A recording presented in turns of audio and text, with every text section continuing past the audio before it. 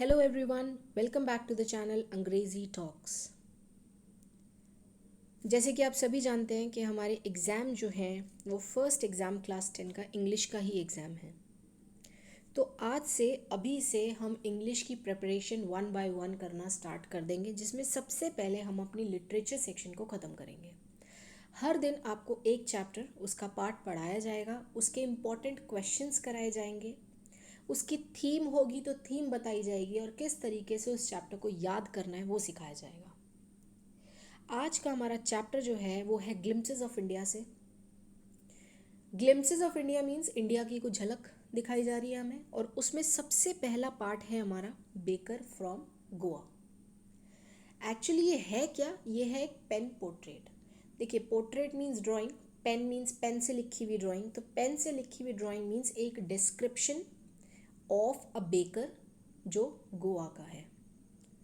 Let's start the chapter और देखते हैं कि इस चैप्टर में क्या है। अ बेकर फ्रॉम गोवा, सबसे पहला जो पैराग्राफ है उसमें ये बताया गया है कि नरेटर के जो बड़े लोग हैं, जो घर में बड़े मेंबर्स हैं, वो याद करते हैं। रिकॉल के लिए वहाँ पे वर्ड है रेमिनिसिंग नॉस्टैल्जिया, यानी वो बहुत ही खुशी से उस चीज़ को याद करते हैं कि गोवा जब एक पोर्चुगीज़ कॉलोनी हुआ करता था। उसके बाद इस चैप्टर में बताया गया है कि बेकर्स की इम्पोर्टेंस जो है वो आज भी गोवा में एज इट इज़ है। उन्हें पेडर्स बोला जाता है। उसका कहने का मतलब ये है कि पोर्चुगीज़ कॉलोनी में जो ब्रेड की और बेकिंग की इम्पोर्टेंस थी वो आज भी कहीं ना कहीं गोवा में एज इट इज़ है। Mixers, moulders, time tested furnaces, furnaces होती है भट्टी, यानी वो भट्टी, वो मिक्सर, वो मोल्डर आज भी गोवा के लोगों को वही फेमस ब्रेड खिला रही है। द ओरिजिनल वंस पोर्चुगीज में नॉट एग्जिस्ट। पोर्चुगीज कॉलोनी जब थी तो पोर्चुगल्स रहते थे। अब वो पोर्चुगल्स बेशक वहाँ नहीं हैं, लेकिन उनका प्रोफेशन अभी भी उनके बेटे चला रहे हैं। यहाँ पे बेटे का मतलब है जनरेशन्स, पीढ़ी। उनकी पीढ़ी आज भी इस चीज़ को एज इट इज़ फॉलो कर रही है। अब उसके बाद वो बात करता है third and jingle of bamboo stick. अगर आप यहाँ से ध्यान से देखें तो यहाँ पे ये जो इमेज दिखाई गई है इसमें आप देखेंगे एक मोटा सा आदमी है, हाफ पैंट पहना हुआ है, शर्ट पहना हुआ है, ऊपर एक बास्केट है जिसमें ब्रेड्स है और हाथ में उसके एक बैम्बू स्टिक है जिसमें जो है जिंगल यानी झंझन की आवाज़ आती है। और वो जिंगलिंग को सुनते ही नरेटर और उसके बचपन के सभी दोस्त दौड़े उसके पास भाग के आते हैं, तो वो अपने चाइल्डहुड डेज़ को याद करता है। घर की जो मेड सर्वेंट्स होती हैं, वो मेड सर्वेंट्स जो हैं वो ब्रेड को कलेक्ट करती हैं, और बच्चे सिर्फ एक ही चीज़ के लिए एक्साइटेड होते हैं, उन्हें चाहिए होती है ब्रेड बैंगल्स। इस तरीके की कुछ ब्रेड्स होती है, स्वीट ब्रेड्स होती हैं, उसके लिए वो पागल होते हैं और उसी का वो इंतज़ार करते हैं। अब बेकरी प्रोडक्ट्स जो हैं उनकी इम्पोर्टेंस गोवा के ट्रेडिशन और कल्चर में ही है। ये क्वेश्चन आ सकता है कि उसकी इम्पोर्टेंस कल्चर और ट्रेडिशन में कैसे है। शादी, मैरिज सबसे इम्पोर्टेंट मानी जाती है, चाहे वो गोवा हो चाहे वो ब्रह्मांड में कोई भी रिलीजन, कोई भी रीजन हो। शादी में बॉल यानी एक स्वीट ब्रेड मैरिज गिफ्ट्स का पार्ट होता ही होता है।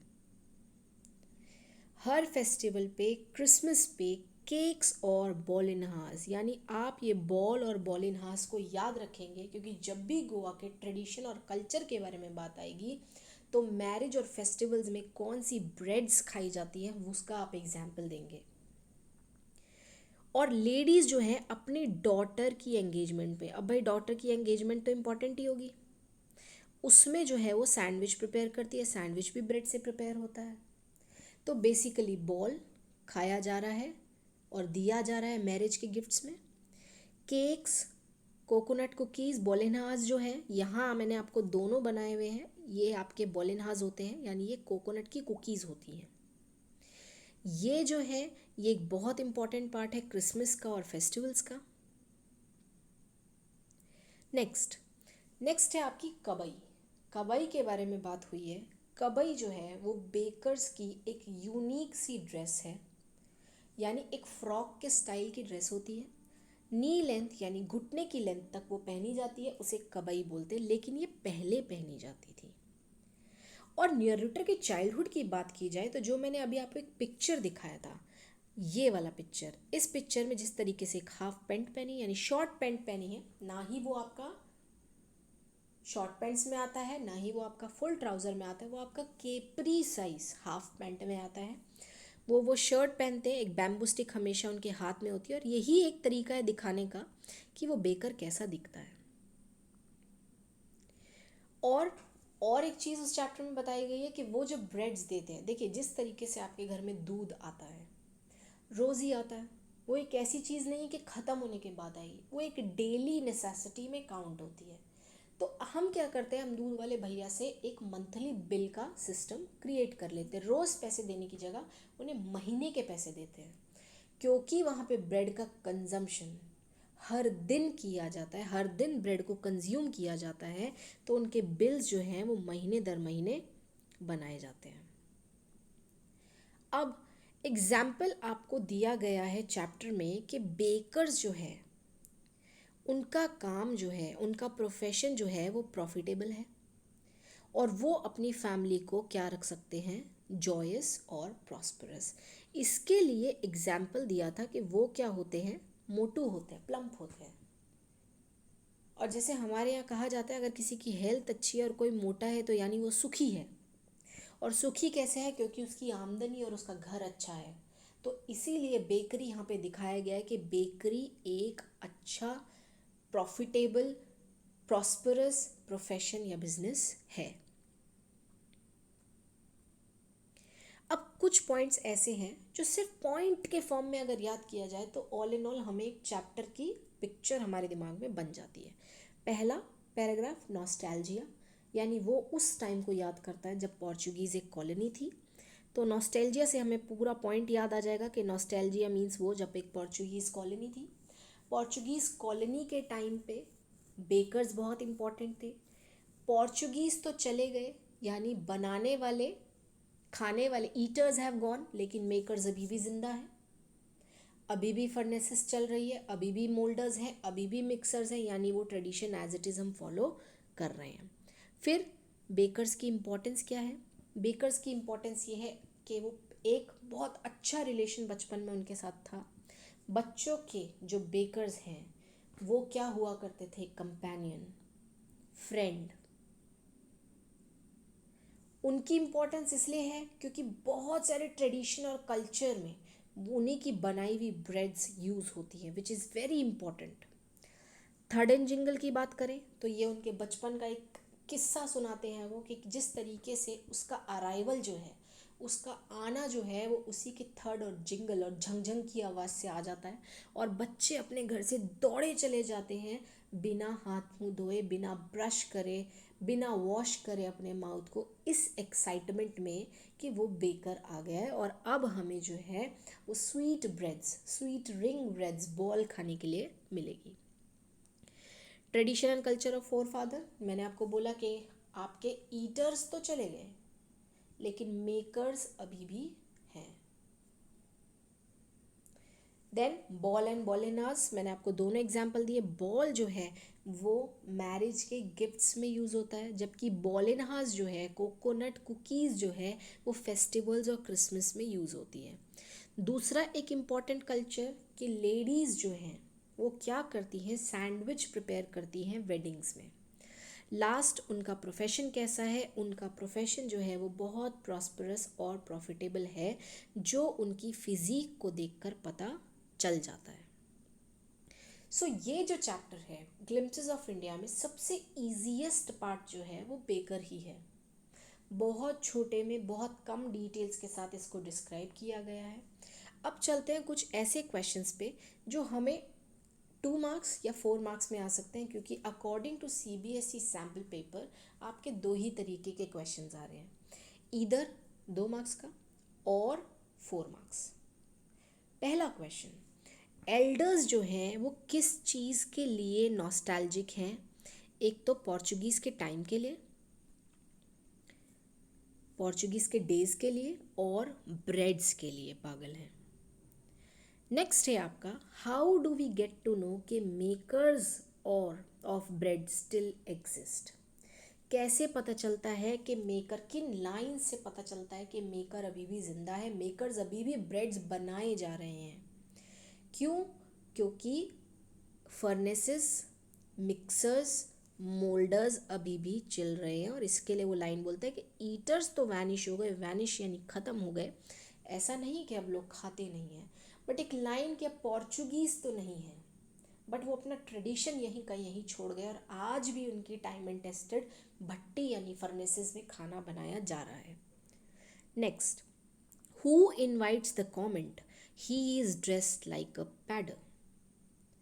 किस चीज़, कौन सी चीज़ इस कमेंट को इनवाइट करती है कि वो एकदम पैडर जैसा ड्रेस किया हुआ? यानी पैडर जैसा ड्रेस क्या है? पैडर जैसा ड्रेस जो मैंने आपको बताया, हाफ पैंट जो नी लेंथ से नीचे होगी और हाफ पूरी ट्राउज़र से छोटी होगी, यानी नी से नीचे नीचे जाएगी वो शर्ट, वो थर्ड एंड जिंगल, वो बास्केट, ये देखा हुलिया पता चल जाएगा आपको कि यहाँ पे एक पैडर यानी बेकर आया है।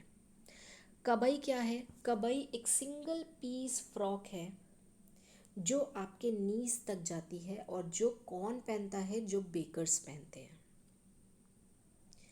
Even today any person with the jackfruit is compare to baker. अगर ये लाइन आपको डिस्क्राइब करने की आएगी तो आप कैसे करेंगे?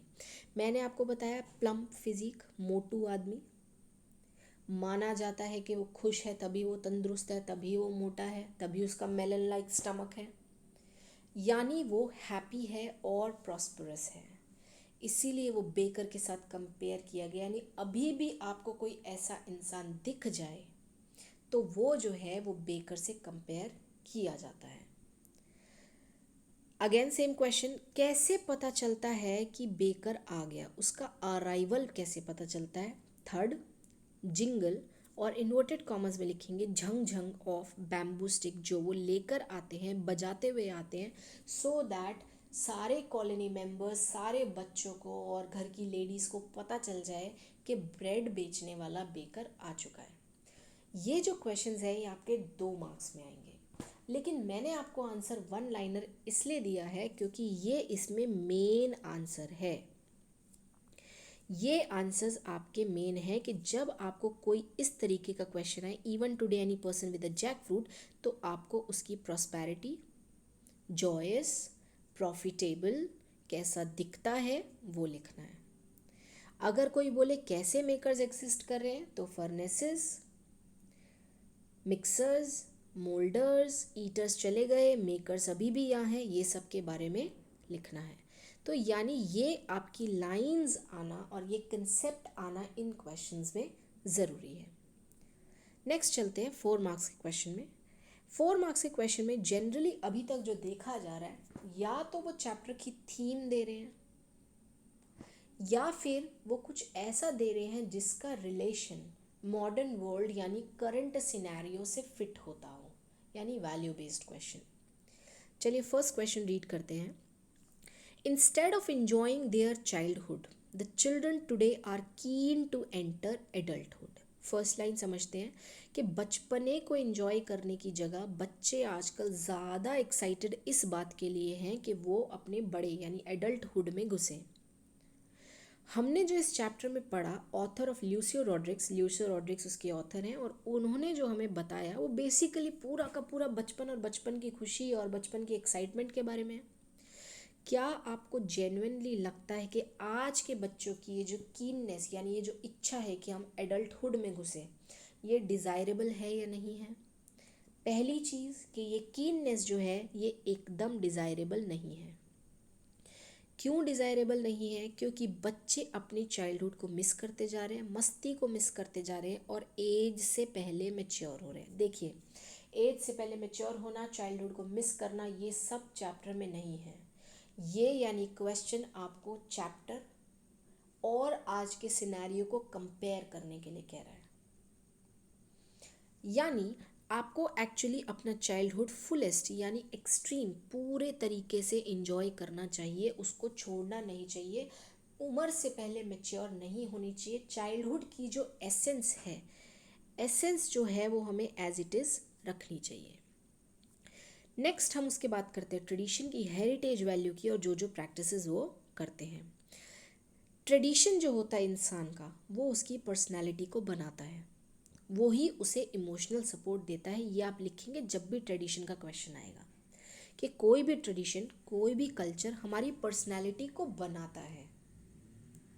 आज हम अगर हाथ जोड़ के प्रणाम करते हैं तो ये हमारा कल्चर, ये हमारा ट्रेडिशन है, इसीलिए हम इस तरीके से हम्बल बने हैं। सिमिलरली ट्रेडिशन आपकी पर्सनालिटी को शेप करता है, आपको इमोशनल सपोर्ट करता है, आपके बिहेवियरल पैटर्न को, कि आप लोगों के साथ किस तरीके का बर्ताव करेंगे, वो आपका कल्चर और ट्रेडिशन ही आपको सिखाता है। आपकी रूट्स को, आपकी जड़ों को जिंदा रखता है।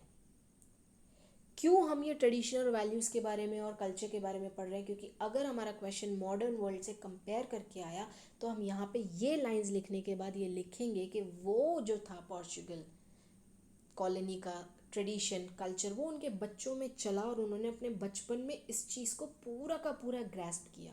वेराज आज के बच्चे उस चीज़ को एंजॉय और उस चीज़ को लेना ही नहीं चाहते हैं। They don't want to enjoy the childhood, they don't want to go in tradition and culture, but only in technology, और उसी की तरफ उनका झुकाव बढ़ता जा रहा है, which is not correct. Next question. Pen portrait of a traditional Goan baker. Goa का एक गांव का बेकर का पेन पोर्ट्रेट बताइए। पेन पोर्ट्रेट मैंने आपको बताया कि उसकी जीवनी, उसके बारे में बताइए, कि वो अपना ही एक पिक्चर बनाए पेन से, यानी लिखे। पहला, बेकर बहुत ही ज़्यादा इम्पोर्टेंट है, किसके लिए? गोवा के कल्चर के लिए। दूसरा, उन्हें पेडर बोला जाता है वहाँ। तीसरा, वो बच्चों के फ्रेंड्स हैं, कंपेनियंस हैं। चौथा, वो 2 बार घर में राउंड लगाते हैं ब्रेड्स बेकने के लिए एवरी डे।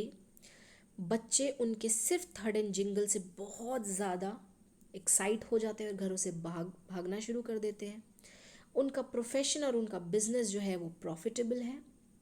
और उनके ड्रेस के बारे में बात करेंगे कि वो एक अलग ही ट्रेडिशनल ड्रेस पहनते हैं, जिसे कबाई बोला जाता है। कबाई एक फ्रॉक ड्रेस है जो नी लेंथ तक जाता है। देखा जाए इसमें 7 पॉइंट्स हैं। आपको 4 मार्क्स के आंसर में अगर आप इन 7 पॉइंट्स को टू द पॉइंट एक्सप्लेन करेंगे तभी भी आपका वर्ड लिमिट सेट हो जाता है।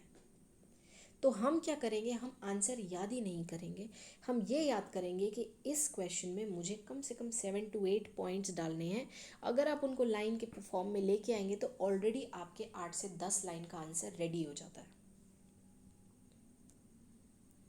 Next, breads and cakes were an integral part of Goan life in old days. Based on the reading में यहाँ जी आएगा। Based on the reading, Baker from Goa describe the Goan culture. अब गोवन हमें पूरा culture बताना है। अगेन आपका आएगा कि बेकर्स और ब्रेड्स जो है वो बहुत ही असेंशियल पार्ट है गोवा या गोवन के कल्चर का। क्योंकि यहाँ पे ट्रेडिशन और क्योंकि यहाँ पे कल्चर की बात हो रही है तो यहाँ पे हम लिखेंगे कि कोई पार्टी, कोई फेस्टिवल पूरा नहीं होता अगर वहाँ पे ब्रेड ना हो तो। फिर आपका शादी एक सोसाइटी का बहुत इम्पॉर्टेंट पार्ट है और उन शादी में बोल यानी स्वीट ब्रेड्स का होना कंपलसरी है। अपनी ही डॉटर की एंगेजमेंट में लेडीज़ जो हैं वो सैंडविच प्रिपेयर करती हैं। क्रिसमस और अदर फेस्टिवल्स में केक और बॉल इन हार्स खाया जाता है। बहुत से रिमोट विलेजेस में ब्रेड एक स्टेपल फूड है, यानी रोज़ खाए जाने वाला खाना। और जो लव है ब्रेड का गोवा में, वो फॉरएवर है, अनडाइंग है, कभी ख़त्म ना होने वाला प्यार है। तो जब हम बात करेंगे कल्चर की, जब हम बात करेंगे गोवन कल्चर की, तो हम ये सब चीज़ मेंशन करेंगे। देखिए यहाँ पे बेकर की ज़्यादा बात नहीं आई है, तो आप आंसर्स को मिक्स नहीं करेंगे। The very first important thing is कि आप ये एनालाइज करें कि क्वेश्चन की डिमांड क्या है। इसने गोवा का कल्चर पूछा है, बेकर के बारे में उतनी बात नहीं की है, इसलिए हमने festivals, marriages and then gifts, ये सब के बारे में बात की है कि गोवा का कल्चर आज भी क्या कहता है। Next, not enough can be said to show how important a baker can be for a village. Again baker, क्यों मैंने आपको क्वेश्चन दिया है, इसके 4 मार्क्स का जो क्वेश्चन आएगा उसमें मजॉरिटी आंसर्स में मैरिज, फेस्टिवल, पेडर, importance of bread, excitement of children, एक ही क्वेश्चन है जो खुद बना के लिखना होगा जब वो आपके चैप्टर को आज के वर्ल्ड से रिलेट करेगा। तो not enough can be said to show how important a baker can be in a village, यानी उनके लिए बेकर की क्या इंपॉर्टेंस है। तो यहाँ पे ये लाइन बहुत इंपॉर्टेंट है कि वो एक प्रोफेशन नहीं दिखा रहा है, वो एक पूरा का पूरा पोर्चुगीज ट्रेडिशन आपको सामने ला के दिखा रहा है।